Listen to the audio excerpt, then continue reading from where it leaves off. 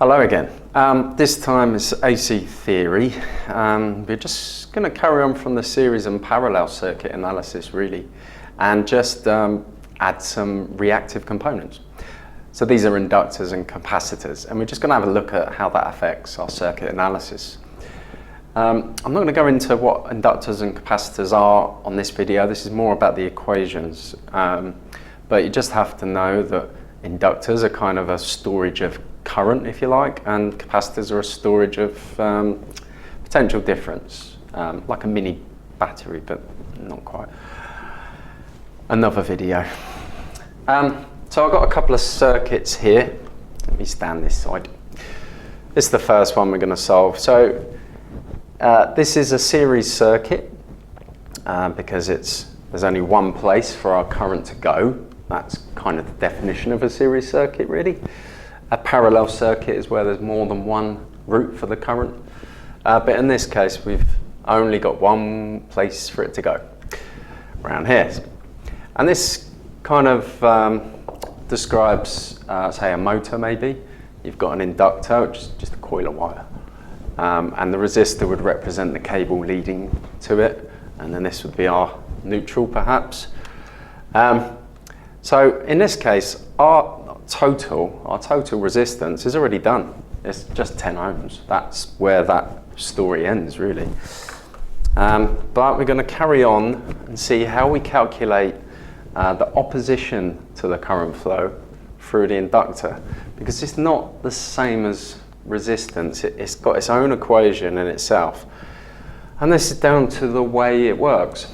So when we put current into an inductor, the magnetic field rises and actually cuts the conductors of itself and generates current in the opposite direction.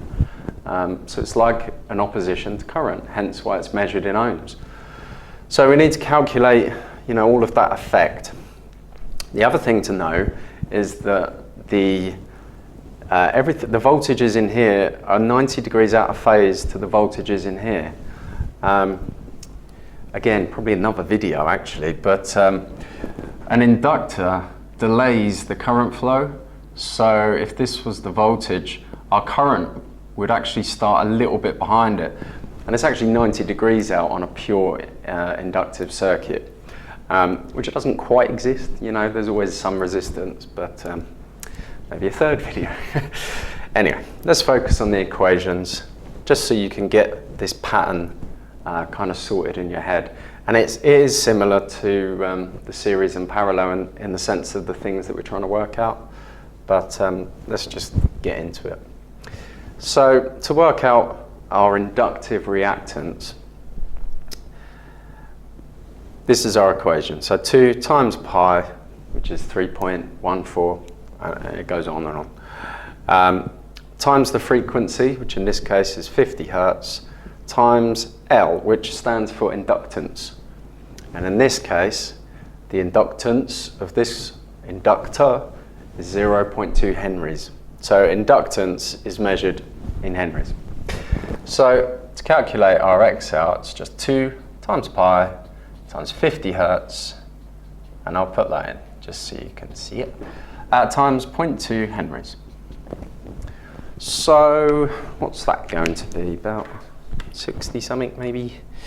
2 times pi times 50 times 0.2, 62.83 ohms. So I'm going to put it, where shall I put it? I'm going to put it, do you know what? Get rid of that. I'll put it below it. So our XL, 62.83 ohms. That wasn't too bad, but it's not the end of the story. So we got 2 different types of opposition to current. And what we really need to know is like the total.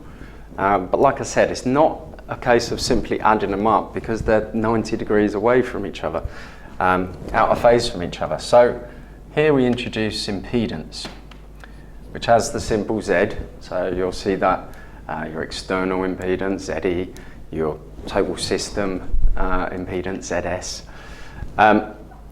In this case, it's just Z.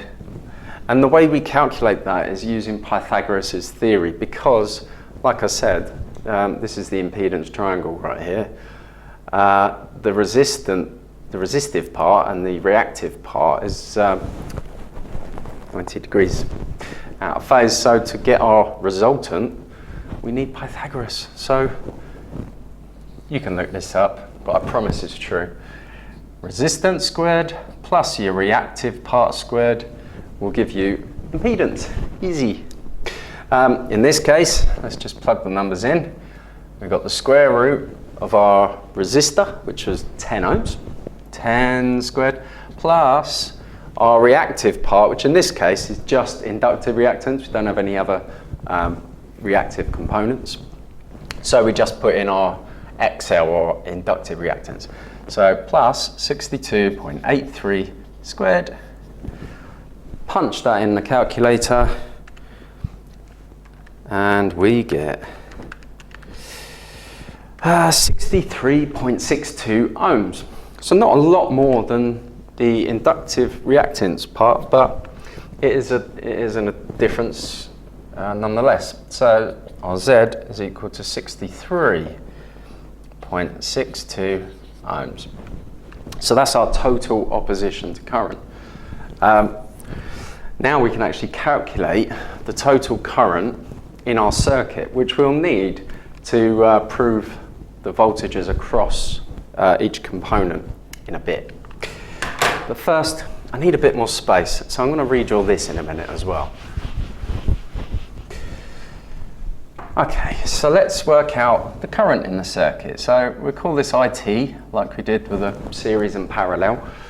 IT is Ohm's law, so it's voltage divided by the opposition to current, in this case, impedance, which will lead us to our voltage, 230 volts, divided by our impedance, 63.62. Got to check that dyslexia, it's always tripping me up. It's always the last decimals I get wrong, mix them up every time. And then we can get our current flow in the circuit. Okay, 230 divided by 63.62 gives us a current flow. So our IT is, I don't know, it's gone away, 3.61 amps.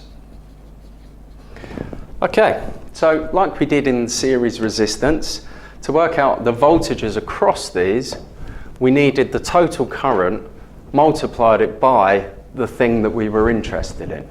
You remember that? If not, watch it again. And this time, like and subscribe. So, to calculate our volt drops, let's kind of section this off as volt drop corner, shall we? So the volt drop across the resistor is equal to the total current times the resistor. So that's going to give us 3.61 amps times 10 ohms. And that's going to give us the voltage across this. So how much is this gobbling up? So our VDR will equal, I could probably do that, it's probably 36.1, isn't it? 3.61 times 10, 36.1, yes. 36.1 volts. So we've lost that much voltage across there. The volt drop over our reactive component is, the same kind of equation, but instead of the resistance, it's going to be our E.A.L, our inductive reactance, which would give us 3.61 amps times 62.83 ohms. So VDX equals, I could probably do that in my head as well, but 226.8 volts. Now, with the series resistance, do you remember when we added up our volt drops, it came to the supply voltage? Well, that's not going to happen here, is it? We've got a supply voltage of 230 volts, but we've got 36 volts across the resistor and 226 volts across the inductor, you know, I'm rubbish at simple maths, but even I can tell that that's going to be way more than that supply voltage. So why? Well, it's all about this generation, you know, the reactance of the current going into the inductor. It's changing the voltages. I'm trying not to embed too much, so I will do more videos on inductors and capacitors, I promise. But for now, just remember that these are acting 90 degrees out of phase to each other. So in order to solve this and prove that the supply voltage will add up, we use Pythagoras again. So the supply voltage would be equal to the volts dropped across the resistor squared plus the volts dropped over our reactive part squared, which in this case will be, am I gone too far yet? No, good.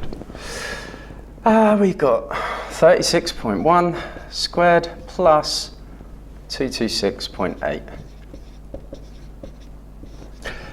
And hopefully that should come close to our supply voltage. So 36.1 squared plus 226.8 squared, 229.65.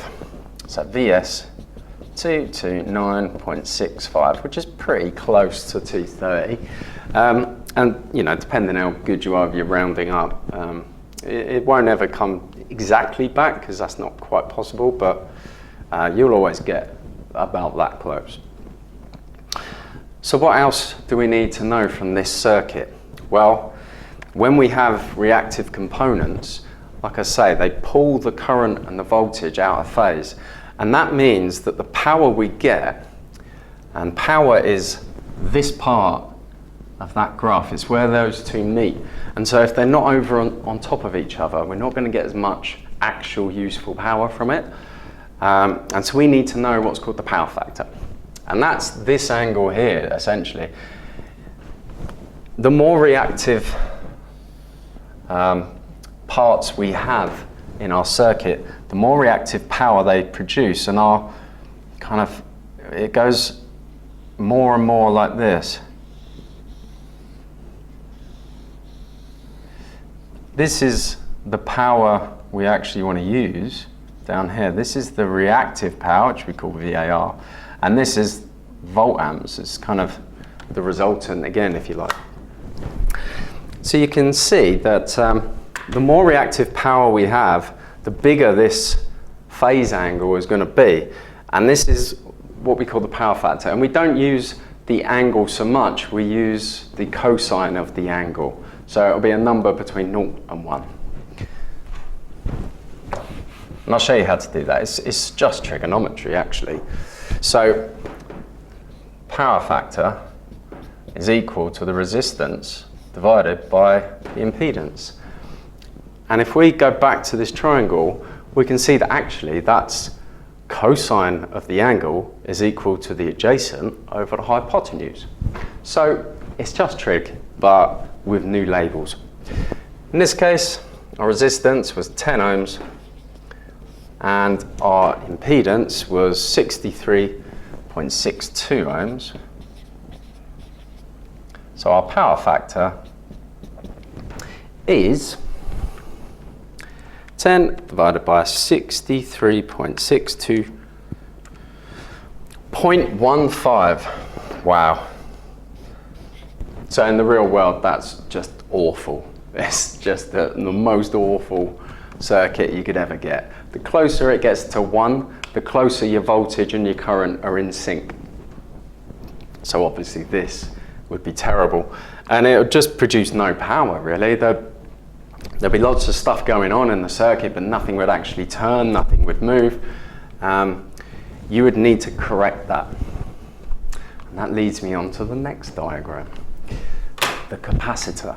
Because a capacitor works in complete opposition to the inductor. The inductor lags the current, so the voltage shoots off ahead and the current's kind of busy making magnetic fields and collapsing them, making them collapse. but the capacitor works in the other way. The current sails through and the voltage is kind of messing around with it. Again, another video. So we can use a capacitor to do the opposite effect of an inductor, which is really handy.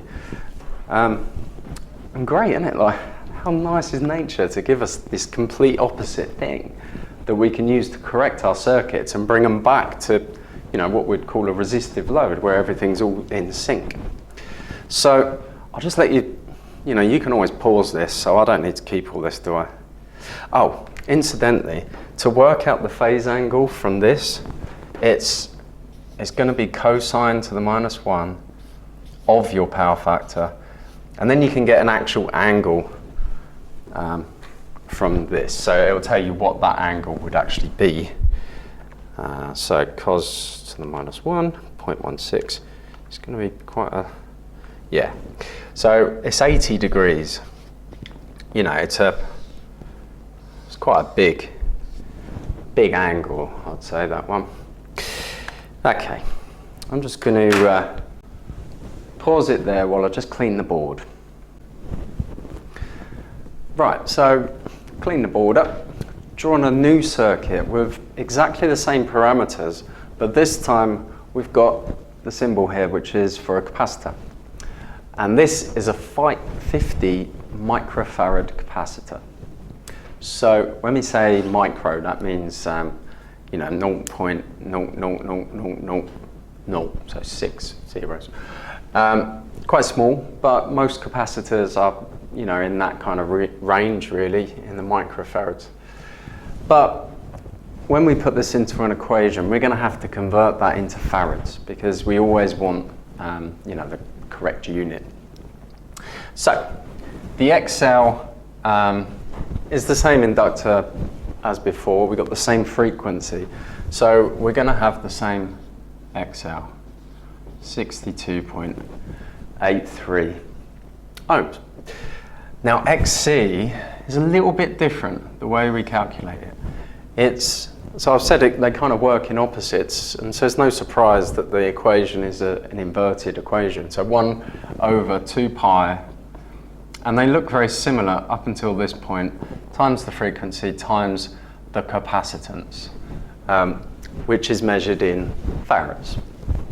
So to calculate this, 1 over 2 times pi times the frequency, which is 50 hertz, times, now I'm going to convert that into farads using scientific notation. If you don't understand that, get to understand it. It saves you so much time.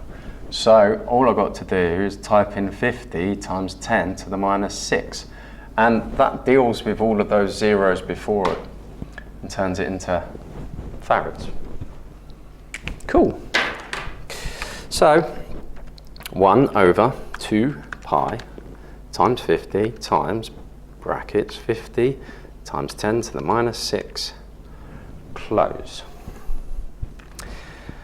So our capacitive reactance is going to equal, oh, lost it again, 63.66 ohms. Now, to work out the impedance, a minute ago we said that it was the resistance squared plus our reactive element squared. But now we got 2. So which one do we put in? Well, it's both. I've said that one cancels out the other. So actually the equation is this. It's still resistance squared plus, it's going to be the highest value minus the lowest value, because all we need is the difference between them. So in this case, we got 63.66 minus 62.83 squared. So whatever the difference between them is, that's what you put in there. So let's have a look what that is. The resistance is still 10 ohms, so 10 square root of 10 squared plus bracket 63.66 minus 62.83 close brackets squared. I get an impedance of 10.03 ohms. So very close to the resistor, which probably means the power factor is a lot better now. The last circuit was awful, but we've added a capacitor in, and should be very close to good. Well, it'd be much better anyway. So anyway, let's work out the current in the circuit, and we'll just complete this circuit analysis, and then we'll have a look at it all and see how it compared with the last one. So our voltage divided by our impedance gives us our current, so 230 volts, divided by our impedance, which is 10.03 ohms, gives us a current of 2.3, I expect, but 22.93. My maths is terrible. Really good with the calculator though, I know all these buttons do. So, you know, swings and roundabouts. 22.93 amps. Okay, so let's work out the voltages across the components, and we'll check the supply voltage again, because it's a similar thing to this, and you'll see the pattern in a minute. So the volt drop over the resistor, I'm just going to separate them a little bit more. So volt drop, R volt drop, the capacitor volt drop over the inductor, supply, power factor. What else do we need? That'll do. Okay. Oh, we do the phase angle as well.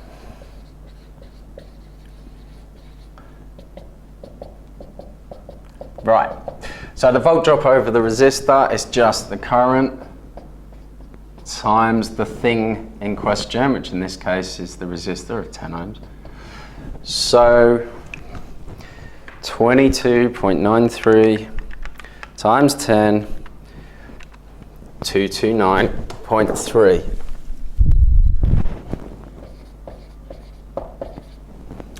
volts, which is nearly the supply voltage already. So let's check the volt drop over the capacitor. So we've got so still IT, but this time it's XC that we're going to times it by, which was 63.66. So we got our current 22.93 amps times 63.66 ohms gives us a voltage of, wow, 1459.7 volts lost over that. Okay, next one, volt drop over the inductor. Still the same kind of thing, so it's the current times the thing we're interested in. In this case, it's XL,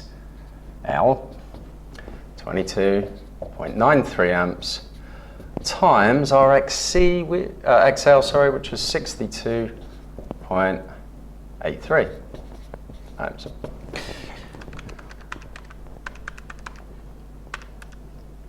One 440.69 volts.